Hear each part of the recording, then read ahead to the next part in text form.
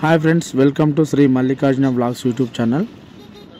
ప్రస్తుతం మనం శ్రీశైలంలో ఉన్నటువంటి సాక్షి గణపతి ఆలయం దగ్గరికి అయితే వెళ్తున్నాం.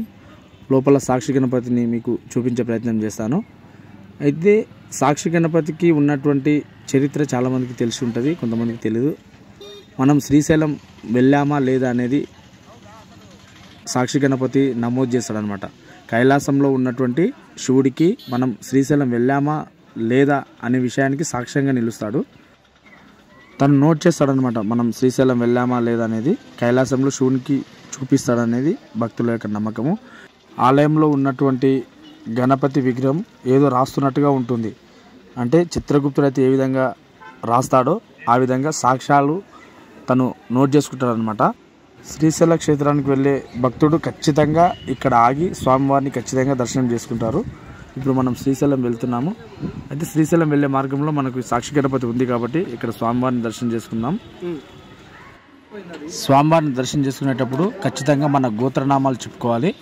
చెప్పుకుంటే స్వామివారు టకటక రాసేసుకుంటారనమాట. ఓహో, ఈ పలానా గోత్రానికి సంబంధించినటువంటి అతను శ్రీశైలం వచ్చాడను సాక్ష్యం ఒకటి తను క్రియేట్ చేశాడనమాట. అందుకే ప్రతి ఒక్కరూ స్వామివారిని దర్శనం చేసుకుంటారు.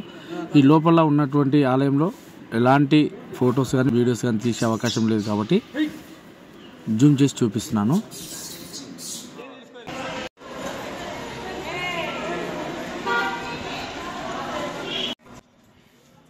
ఇది ఆలయం యొక్క బయటి వైపు చూస్తే మనకి ఇలా ఉంటుంది. ఇక్కడ పక్కకి చాలా దొరుకుతాయి అన్నమాట. చిన్నపిల్లలకు సంబంధించిన వస్తువులు కావచ్చు, ప్రతి ఒక్కటి ఇక్కడ చూడొచ్చు. ఇక్కడ చిన్నపాటి జాతర మాదిరిగా ఉంటుంది ఎప్పుడైనా.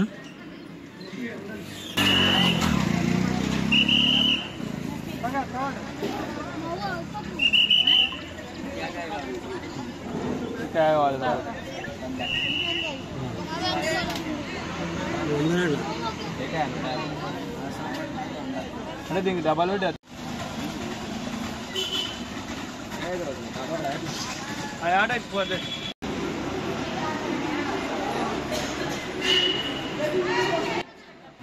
ఇది ఫ్రెండ్స్ సాక్షి గణపతి యొక్క ఆలయము.